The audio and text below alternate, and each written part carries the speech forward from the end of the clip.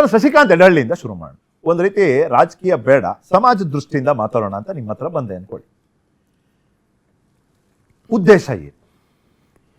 ಉದ್ದೇಶ ಭಾಳ ಸ್ಪಷ್ಟವಾಗಿದೆ ಸರ್. ಏನು ಅಂತಂದರೆ, ಈ ದೇಶಕ್ಕೆ ಒಂದು ಕಾನೂನು ಅಂತಿದೆ, ಒಂದು ಸಂವಿಧಾನ ಅಂತಿದೆ. ಅದರ ಅಡಿಯಲ್ಲಿ ನೀವು ಕೆಲಸ ಮಾಡಬೇಕಾಗತ್ತೆ. ನಾನು ಒಂದು ಬೇನಾಮಿ ಸಂಘಟನೆ ಮಾಡ್ಕೊಂಡಿದ್ದೀನಿ ಇವತ್ತು. ಸೊ ಅದರಿಂದಾಗಿ ನಾನು ಕಾರ್ಯಾಚರಣೆ ಮಾಡ್ತಾ ಇದ್ದೀನಿ. ನನಗೆ ಈ ಕಾನೂನಿಗೆ ಸಂಬಂಧ ಇಲ್ಲ, ನಾನು ನೋಂದಣಿ ಮಾಡಿಸೋದಿಲ್ಲ. ನಾನು ಎಲ್ಲ ಸರ್ಕಾರಿ ಶಾಲೆಗಳನ್ನು ಅಥವಾ ಸಾರ್ವಜನಿಕ ಪ್ರದೇಶಗಳನ್ನು ನಮ್ಮ ಶಾಖೆಗಳಿಗೋಸ್ಕರ ಬಳಸ್ತಾ ಇದ್ದೀನಿ, ಪಥಸಂಚಲನಗೋಸ್ಕರ ಬದುಕ್ತಾ ಇದ್ದೀನಿ, ನಮಗೆ ಅನುಮತಿ ಬೇಕಾಗಿಲ್ಲ ಅನ್ನುವ ರೀತಿಯಲ್ಲಿ ಮಾತಾಡಿದರೆ, ಆಕಸ್ಮಿಕವಾಗಿ ಅದು ಈ ಕಾನೂನಿಗೆ ವಿರುದ್ಧವಾಗಿದ್ದರೆ ಅದು ತಪ್ಪು ಅಂತ ನಾನು ಹೇಳ್ತಾ ಇದ್ದೀನಿ. ಇವತ್ತು ಸಹಿತ ಅವರು ಪ್ರಶ್ನೆ ಏನಂದ್ರೆ, ಕಾನೂನು ಪಾಲನೆ ಆಗಬೇಕು, ನಿಯಮ ಇದೆ, ಓಕೆ. ಹೌದು, ಕಾನೂನು ಬಾಹಿರ ಏನು ನಡೆದೇ ಇಲ್ಲ ಅಂದಾಗ ಕಾನೂನಿಗೆ ಏನ್ ಸಮಸ್ಯೆ ಇರುತ್ತೆ? ಇವಾಗ ಪ್ರತಿಯೊಂದು ಶಾಲೆಗಳಲ್ಲಿ ಇವರು ಶಾಖೆಗಳನ್ನು ನಡೆಸ್ತಾರೆ, ಆಯ್ತಾ? ಯಾರ ಅನುಮತಿಯನ್ನು ಪಡೆದಿದ್ದಾರೆ? ಈ ಅನುಮತಿ ಪಡಿಬೇಕು. ಶಾಖೆ ನಡೆಸೋದು ಏನದು ಅನಧಿಕೃತ ಅಂತನಾ, ಅಕ್ರಮ ಅಂತನಾ? ಅನುಮತಿಯನ್ನ ಪಡೆದು ಅಲ್ಲ, ಅನುಮತಿ ಪಡಿದೇ ಇರೋದರ ದುಷ್ಪರಿಣಾಮ ಏನಾದ್ರು ಇದೆಯಾ? ಹೌದು, ಏನಿದೆ ಅಂತಂದ್ರೆ ಅಲ್ಲಿ ಒಂದು ಗುಂಪು ಸೇರುತ್ತೆ. ಆಯ್ತು. ಆಮೇಲೆ ಸಾರ್ವಜನಿಕ ಸ್ಥಳಗಳು ಯಾವ್ದಕ್ಕಿರೋದು? ಸಾರ್ವಜನಿಕ ಕೆಲಸಕ್ಕಿರೋದು. ಶಾಲೆಗಳೇನಕ್ಕಿರೋದು? ವಿದ್ಯಾಭ್ಯಾಸಕ್ಕಿರೋದು. ಶಾಲೆ ಆವರಣದಲ್ಲಿ ಯಾರಿಗಾರು ಡಿಸ್ಟರ್ಬ್ ಆಗ್ತಿದ್ಯಾ?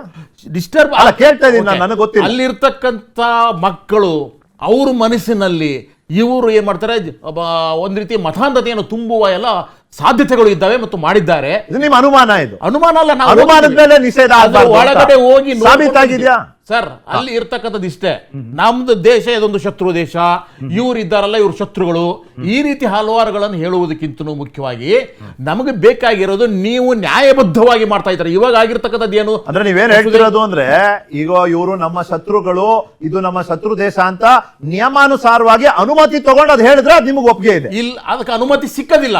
ಅಲ್ಲ, ನೀವು ದ್ವೇಷವನ್ನ ಬಿತ್ತುವ ಯಾವುದೇ ಕೆಲಸ ಅನುಮತಿ ಕೇಳ್ಬೇಕಾದ್ರೆ ಹೇಳಲ್ವಲ್ಲ, ನಾವು ಪಾಕಿಸ್ತಾನದ ವಿರುದ್ಧ ನಮ್ಮ ಶಾಖೆಯಲ್ಲಿ ತಲೆ ತುಂಬ್ತೀವಿ ಅಥವಾ ಭಾರತೀಯ ಮುಸ್ಲಿಮರ ವಿರುದ್ಧ ನಮ್ಮ ಶಾಖೆಯಲ್ಲಿ ಬರುವಂತವ್ರು ನಾವು ತಲೆ ತುಂಬ್ತೀವಿ ಅಂತ ಏನ್ ಕೇಳಿ ಅನುಮತಿ ಕೇಳಲ್ವಲ್ಲ ಶಶಿಕಾಂತ್? ಆವಾಗ ಏನ್ ಮಾಡುತ್ತೆ ಸರ್ಕಾರ?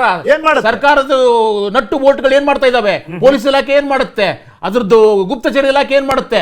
ಇಲ್ಲಿ ದೇಶದ್ರೋಹಿ ಚಟುವಟಿಕೆ ನಡೀತಾ ಇದೆ ಅಥವಾ ಮನುಷ್ಯ ವಿರೋಧಿ ಚಟುವಟಿಕೆ ನಡೀತಾ ಇದ್ರೆ ಅದ್ರ ಕಂಟ್ರೋಲ್ ಮಾಡ್ತಕ್ಕಂಥ ಕೆಲಸ ಅಲ್ವಾ ಅದ್ರದ್ದು? ಅಲ್ಲ, ಇಲ್ಲಿವರೆಗೂ ಆ ರೀತಿಯ ದೇಶ ವಿರೋಧಿ ಚಟುವಟಿಕೆಗಳು ನಡೆದಿದ್ರೆ ನೀವಾಗ್ಲಿ, ನಿಮ್ಮಂತ ಚಿಂತಕರಾಗ್ಲಿ, ಈ ಸರ್ಕಾರ ಆಗ್ಲಿ ಬಿಟ್ಟಿರ್ತಿದ್ರ? ನೀವು ಒಂದು ಸುಳುವು ಸಿಕ್ಕಿದ್ರೆ ನಿಮ್ಗೆ ನೀವು ಬಿಟ್ಟಿರ್ತಿದ್ರ? ನೀವು ಕೇಳ್ತಾ ಇರೋದು ನಾನು. ಎಷ್ಟು ಸುಳುಗಳು ಬೇಕು ಸರ್? ಎಲ್ಲಿದೆ? ಎಲ್ಲೆಲ್ಲಿ ಜೈ ಶ್ರೀರಾಮ್ ಅಂತ ಹೇಳ್ಬಿಟ್ಟು ಎಷ್ಟು ಜನರಿಗೆ ಹಲ್ಲೆ ಆಗಿಲ್ಲ? ಗೋ ಹತ್ಯೆ ಮಾಡ್ತಾ ಇದ್ಬಿಟ್ಟು ಎಷ್ಟು ಜನರ ಮೇಲೆ ಹಲ್ಲೆ ಮಾಡಿಲ್ಲ? ಇವಾಗ ಹೇಳ್ತಾ ಇದ್ದೀನಿ, ನಿಮ್ಗೆ ಒಂದು ಲಿಸ್ಟ್ ಕೊಡ್ತೀನಿ ನಿಮಗೆ. ಪ್ರಕಾರ ಜೈ ಶ್ರೀರಾಮ್ ಅಂತ ಹೇಳಿ ಹಲ್ಲೆ ಮಾಡೋರೆಲ್ಲ RSS ಸದಸ್ಯ. ಅವ್ರು ಯಾರೇ ಇರಲಿ, ದೇವರ ಹೆಸರ ಬಗ್ಗೆ ನನಗೆ ಆಕ್ಷೇಪ ಇಲ್ಲ. ಅಲ್ಲ, ಇಲ್ಲಿ ಮಾತಾಡ್ತಿರೋ ಸಂಘಟನೆ ಬಗ್ಗೆ ನೀವ್ಯಾಕೆ ಬೇರೆ ಮಾತಾಡ್ತೀರಿ? ಅದನ್ನ ಹಲ್ಲೆ ಮಾಡೋಲ್ಲ. ಜೈ ಶ್ರೀರಾಮ್ ಅನ್ನೋರೆಲ್ಲ RSS ಅವರ? ಯಾರೋ ನಾನು ಹೇಳ್ತಾ ಇರೋದು, ಶಶಿಕಾಂತ್ ಎಡಹಳ್ಳಿ ಅವರು ದೇವ್ರ ಕೈ ಮುಗಿತೀರಾ? ನೀವು ನಾಸ್ತಿಕರಿದ್ರೆ ಪರವಾಗಿಲ್ಲ, ಅದಕ್ಕೂ ಜಾಗ ಇದೆ ದೇಶದಲ್ಲಿ. ನೀವು ಕೈ ಮುಗಿತೀರಾ? ದೇವ್ರ ಕೈ ಮುಗಿತೀರಾ? ಹೇಳಿ, ಜಸ್ಟ್ ಒಂದು ಪ್ರಶ್ನೆ ಕೇಳಿ, ದೇವ್ರ ಕೈ ಮುಗಿತೀರಾ ನೀವು? ಅದ್ರ ಅಗತ್ಯ ನನಗಿಲ್ಲ. ಅಲ್ಲ, ಅಗತ್ಯ ಇಲ್ಲ, ಪ್ರಶ್ನೆ ಇಲ್ಲ. ಬಟ್ ಮುಗಿಯೋರ ಬಗ್ಗೆ ನಿಮ್ಗೇನ್ ತೊಂದರೆ ಇಲ್ಲ? ಹಂಗಾರೆ ದೇವ್ರ ಕೈ ಮುಗಿಯೋರು, ಜೈ ಅನ್ನೋರೆಲ್ಲರೂ RSS ಅವರಾದ್ರ? ಅದ್ರ ಮೂಲಕ ಹೇಳ್ತಾ ಹಲ್ಲೆ ಮಾಡಿದ್ರೆ, ಹಿಂಸೆ ಮಾಡಿದ್ರೆ ಅದನ್ನ ನಾನು ವಿರೋಧಿಸ್ತೇನೆ. ದರ್ಶನ್, ಏನ್ ಗೊತ್ತಾ ದರ್ಶನ್, ಇಲ್ಲಿ ರಾಜಕೀಯವಾಗಿ ಮಾತಾಡ್ಲೇಬೇಕು. ನೀವು ಟೈಮಿಂಗ್ ತಂದಿರೋದು ನೋಡಿ. ನಿಮಗೆ KPSC ಸಮಸ್ಯೆ ಇತ್ತು, ನಿಮಗೆ ಕ್ಯಾಬಿನೆಟ್ ನ ನಿನ್ನೆ ಮೊನ್ನೆ ರಚನೆ ಮಾಡಿದ್ದೀರಿ, ಅದ್ರಲ್ಲಿ ಒಂದಷ್ಟು ಅಸಮಾಧಾನ ಇದೆ. ನಿಮ್ಮ ಹುಳುಕುಗಳನ್ನ ಮುಚ್ಚಾಕಕ್ ಆಗಲ್ಲ. ಅವಾಗ ಏನ್ ಮಾಡ್ಬೇಕು? ದಿಕ್ಕು ತಪ್ಪಿಸ್ಬಿಡೋಣ. ಸ್ಟ್ರಾಟಜಿ ಚೆನ್ನಾಗಿದೆ. ಆಸ್ ಅ ಜರ್ನಲಿಸ್ಟ್ ನನಗೆ ಸ್ಟ್ರಾಟಜಿ ನಾನು ಅಪ್ರಿಶಿಯೇಟ್ ಮಾಡ್ತೀನಿ, ಆದ್ರೆ ಪ್ರಶ್ನೆನೂ ಕೇಳ್ತೀನಿ. ಈ ದಿಕ್ಕು ತಪ್ಪಿಸೋ ಕಾರ್ಯಕ್ಕಾಗಿ ನೀವು ಟೈಮಿಂಗ್ ಅಲ್ಲಿ ತಂದಿದ್ದೀರಿ. ಒಳ್ಳೆ ಟೈಮಿಂಗ್ ನಿಮ್ದು, ಸಚಿನ್ ತೆಂಡೂಲ್ಕರ್ ತರ ಅಂತ. ಪ್ಲೀಸ್. ಪರವಾಗಿಲ್ಲ, ಸಚಿನ್ ಒಳ್ಳೆ ಬ್ಯಾಟ್ಸ್ಮ್ಯಾನೇ. ಸೊ ನೀವು ಒಳ್ಳೆ ಸ್ಪಿನ್ನಲ್ಲೇ ಕೇಳಿತಿದ್ರಿ ಪ್ರಶ್ನೆಗಳನ್ನ. ಆದರೆ ಇವತ್ತು ನಾವೆಲ್ಲೂ RSS ಅನ್ನುವಂಥ, ಯಾಕೆಂದರೆ ಸರ್ ಅದಕ್ಕೊಂದು ID ಇಲ್ಲ, ಐಡೆಂಟಿಟಿ ಇಲ್ಲ, ಅಕೌಂಟ್ ಇಲ್ಲ, ಏನೂ ಇಲ್ಲದನ್ನ ತಾಂಡೋಗಿ ನಾವು ಅಲ್ಲಿ ಸರ್ಕಾರದ ಇದ್ರೊಳಗಡೆ RSS ಅಂತ ಎಲ್ಲಾದರೂ ಹಾಕಿದೀವ? ಹಾಕಿಲ್ಲ. ಆಯಿತು. ಮತ್ತೆ ಇವತ್ತು ಈ BJPಯವರು ಕುಂಬಳಕಾಯಿ ಕಳ್ಳ ಅಂತಂದರೆ ಹೆಗ್ಲನ್ನ ಯಾಕೆ ನೋಡ್ಕೊಳ್ತಾ ಇದ್ದಾರೆ ಅನ್ನುವಂಥದ್ದು ಗೊತ್ತೇ ಇಲ್ಲ. ಯಾಕೆಂದರೆ ಈ ದೇಶ ಅನ್ನುವಂಥದ್ದು, ಈ ದೇಶದಲ್ಲಿ ಯಾವುದೇ ಸಂಘ ಸಂಸ್ಥೆ, ಯಾರೇ ವ್ಯಕ್ತಿಗಳಾಗಲಿ, ನಾವೆಲ್ಲ ಸಂವಿಧಾನದ ಆಶಯಗಳು, ಸಂವಿಧಾನದ ಅಡಿಯಲ್ಲಿ ಭಾರತದಲ್ಲಿ ಬದುಕುವಂಥ ಕಟ್ಟಕಡೆಯ ನಾಗರಿಕನಿಗೆ ಆ ಸಂವಿಧಾನದ ಕಾನೂನುಗಳು ಏನೇನು ಹೇಳ್ತದೆ ಎಲ್ಲರೂ ಅಳವಡಿಸ್ಕೊಬೇಕು, ಅನುಸರಿಸಬೇಕು, ಪಾಲಿಸಬೇಕು. ಆದರೆ RSS ಅಂತ ಕೇಳಿರೋದ್ರಿಂದ ಹೇಳ್ತೀನಿ. ಆಮೇಲೆ ನೀವು ಶಶಿಕಾಂತ್ ಅವ್ರನ್ನೂ ಕೆಲವು ಪ್ರಶ್ನೆಗಳನ್ನ ಕೇಳಿದ್ರಿ, ಆ ಥರದ್ದು ಏನಾದ್ರು ಕುರುಹುಗಳಿದೆಯಾ ಅಂತ. ಸರ್, ದೇಶದ ಮೊದಲನೇ ಭಯೋತ್ಪಾದಕ ಏನು ಗೋಡ್ಸೆ ಇದ್ದಾನೆ, ಮಹಾತ್ಮ ಗಾಂಧಿಯವ್ರನ್ನ ಕೊಂದಿರ್ತಕ್ಕಂಥದ್ದೇ ಯಾ, ಮತ್ತೆ ಒಂದು ಅದೇ ದೇಶದ ಮೊದಲ ಅವಾಗ ಭಯೋತ್ಪಾದಕ ಹೇಳಿದ್ರು ಗೋಡ್ಸೆ ಸರ್, ಹೌದು. ಯಾತೂರಾಮ್ ಗೋಡ್ಸೆ ಬಗ್ಗೆ ಓದೋ ಚರ್ಚೆ ಬೇರೆ. ಇಲ್ಲ ಇಲ್ಲ ಅದ್ ಮಾತಾಡೋದು ಬೇಡ. ಅಲ್ಲಿಂದ ಇಲ್ಲೇ ಯಾಕೆ ಬರ್ತೀನಿ. point ಇದೆ? ದೇಶದ ಆಯ್ತು, ಮೊದಲ ಭಯೋತ್ಪಾದಕ ಯಾರು? ಇಲ್ಲಿ ಕಿರ್ಚಾಡೋದಕ್ಕೆ ಬಂದಿಲ್ಲ, ಮಾತಾಡೋದಕ್ಕೆ ಬಂದಿದ್ವಿ. ಬ್ರದರ್ ಒಂದ್ ನಿಮಿಷ. ಕೊಲೆ ಮಾಡಿಸಿದಂತ ಕಾಂಗ್ರೆಸ್ನವರು ಭಯೋತ್ಪಾದಕರು. ಶ್ರೀಕಾಂತ್, ಏನ್ ಮಾತಾಡ್ತಾ ಇದ್ದೀರಿ ನೀವು? ಶ್ರೀಕಾಂತ್, ದೇಶದ ಮೊದಲ ನಿಮಗೆ ಗೊತ್ತಾ ಭಯೋತ್ಪಾದಕ. ಅವಕಾಶ ಇರುತ್ತೆ, ಸ್ವಲ್ಪ 27 ಲಕ್ಷ ಸ್ವಲ್ಪ ಜನರ ಸಹನೆ. ಕೊಲೆ ಆಗಕ್ಕೆ ಕಗ್ಗಲ್ಲ ಇಲ್ಲ, ಆಗುತ್ತೆ. ಬರ್ತೀನಿ ಶ್ರೀಕಾಂತ್, ಬರ್ತೀನಿ, 3 ಕೋಟಿ ಜನ ಸ್ವಲ್ಪ ದೇಶದ ಸಹನೆ. ಸರ್, ಇವಾಗ ಯಾಕೆ ಇತ್ತೀಚಿನ ನೀವು ಬೆಳವಣಿಗೆಗಳನ್ನೇ ನಾನು ಹೇಳ್ತಾ ಹೋಗ್ತೀನಿ ಸರ್.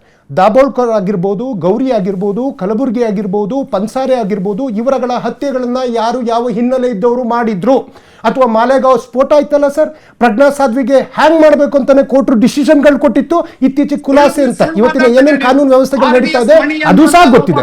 ಹಾಗಾಗಿ ನಾನು ಮೊದಲೇ ಉಲ್ಲೇಖ ಮಾಡಿದ ಶ್ರೀಕಾಂತ್ ಪುರೋಹಿತನ್ನ ಖುಲಾಸೆ ಮಾಡಿದ್ ಯಾವ ಕಾರಣ? ಒಂದ್ ನಿಮಿಷ. ಈಗ ರೀಸೆಂಟ್ಲಿ ಹೋಮ್ ಸೆಕ್ರೆಟರಿ ಇದ್ದಂತ ಅವರು ಏನಂತ ಹೇಳಿದ್ದಾರೆ? ಹಿಂದೂ ಶ್ರೀಕಾಂತ್ ನನ್ನ ಹತ್ರ ಮಾತಾಡ್ರಿ, ನೀವು ಡೈರೆಕ್ಟ್ ಮಾತಾಡಂಗಿಲ್ಲ, ನೀವು ನನ್ನ ಹತ್ರ ಮಾತಾಡಿ. ಶ್ರೀಕಾಂತ್ ಶೆಟ್ರೆ ಬಂದು ನಿಮ್ಮ ಹತ್ರ ಮಾತಾಡ್ತೀನಪ್ಪ, ನೀವು ಬಹಳ ಆವೇಶದಲ್ಲಿ ಇದ್ದೀರಿ, ನನ್ಗೆ ಅರ್ಥ ಆಗ್ತದೆ. ನಿಮಗೆ ಅವಕಾಶ ಇರ್ತದೆ, ಒಂದ್ 2 ನಿಮಿಷ ನಿಮ್ಮ ಹತ್ರ ಬರ್ತೀನಿ ಶ್ರೀಕಾಂತ್, ನಿಮ್ಮ ಹತ್ರ ಬರ್ತೀನಿ ಶ್ರೀಕಾಂತ್, ಒಂದ್ 2 ನಿಮಿಷ ಸಹನೆ ಇರ್ಲಿ ಅಷ್ಟೇ, ನಿಮ್ಮ ಹತ್ರ ಬರ್ತೀನಿ, ಮುಕ್ತ ಅವಕಾಶ ನಿಮ್ಗಿದೆ. ಸತ್ಯವನ್ನೇ ಮಾತಾಡಬೇಕು. ಶ್ರೀಕಾಂತ್ ನೋಡ್ತಾ ಇರ್ತಾರೆ. ಇರಿಯಪ್ಪ, ನಿಮಗೆ ನಿಮ್ಮ ಅವಕಾಶ ಸಿಕ್ಕಾಗ ನೀವು ಮಾತಾಡಿರಂತೆ. ಈಗ ನೋಡಿ ದರ್ಶನ್, ಬಹಳ ಸಿಂಪಲ್ ಕೇಳ್ತಿರೋದು. ದಿಕ್ಕು ತಪ್ಪಿಸ್ಲಿಕ್ಕೆ ಗಮನ ಬದಲಾಯಿಸ್ಬೇಕು. ನಾಗೇಂದ್ರನ್ ಬಗ್ಗೆ ಪ್ರತಿಭಟನೆ ಆಗ್ತದೆ, ಆರೋಪ ಇರೋರ್ನ ನೀವು ಕರ್ಕೊಂಡಿದ್ದೀರಿ, ಅದು ಫ್ರೆಶ್ ಆರೋಪ. ಹಂಗ್ ನೋಡ್ಲಿಕ್ಕೆ ಹೋದ್ರೆ ಮುಖ್ಯಮಂತ್ರಿಗಳ ಮೇಲೂ ಆರೋಪ ಇದೆ. ಆ ಕತೆ ಬೇರೆ, ಪ್ರಕರಣನೇ ಬೇರೆ, ಸಾಕ್ಷ್ಯಾಧಾರ ಬೇರೆ, ಚಾರ್ಜ್ ಶೀಟ್ ಬೇರೆ. ಇಲ್ಲಿ ಪ್ರಕರಣ ಬೇರೆ, ಸಾಕ್ಷ್ಯಾಧಾರ ಬೇರೆ, ಚಾರ್ಜ್ ಶೀಟ್ ಬೇರೆ. ಹೀಗಿದ್ದಾಗ ದಾರಿ ತಪ್ಪಿಸ್ಬೇಕು. KPSC ಆಗ್ತಿದೆ, ದಾರಿ ತಪ್ಪಿಸ್ಬೇಕು. ಸಚಿವರು ರೆಡಿ ಇಲ್ಲ, ದಾರಿ ತಪ್ಪಿಸ್ಬೇಕು ಪ್ಲೀಸ್. ಸರ್, KPSC ವಿಚಾರವಾಗಿ ಯತ್ನಾಳ್ ಅವರು ಏನು ಹೇಳಿಕೆ ಕೊಟ್ಟಿದ್ದಾರೆ, ಅವ್ರ ಮನೇಲಿ ಯಾರು ಫೋಟೋ ಇಟ್ಕೊಂಡು ಪೂಜೆ ಮಾಡ್ತಾ ಇದ್ದಾರೆ ಅಂತ BJP ಹಿನ್ನೆಲೆ ಇರ್ತಕ್ಕಂಥ ವ್ಯಕ್ತಿನೇ ಹೇಳಿದ್ದಾರೆ. ಆ ವಿಚಾರವಾಗಿ ನಾನು ಹೆಚ್ಚಿನ ಚರ್ಚೆಗೆ ಹೋಗೋದಿಲ್ಲ. ಆಮೇಲೆ ಒಂದ್ ನಿಮಿಷ, ಅಲ್ಲಲ್ಲ, ಯತ್ನಾಳ್ ಅವರು ಹೇಳಿದ್ದಾರೆ, ಆಯ್ತು. ಇವತ್ತು ಸಚಿವರ ಬಗ್ಗೆ ನೀವು ಮಾತಾಡ್ತಾ ಇದ್ದೀರಾ. ನಾನು ಬಂಡಲ್ ಗಟ್ಲೆ ಕೊಡಬಲ್ಲೆ, ಕೇಂದ್ರದಲ್ಲಿ ಹಾಲಿ ಸಚಿವರು ಇರ್ತಕ್ಕಂಥವ್ರ ಮೇಲೆ ಯಾವ್ಯಾವ ಪ್ರಕರಣಗಳಿದಾವೆ ಅಂತೇಳಿ. ಹಾಲಿ ಗೃಹ ಸಚಿವರು ಏನು ಗಡಿಪಾರಾದಂತವ್ರು, ಜೈಲಿಗೆ ಹೋಗಿ ಬಂದಂತವ್ರು, ನಾನು ದೇಶದ ಹೇಳ್ತಾ ಇರೋದು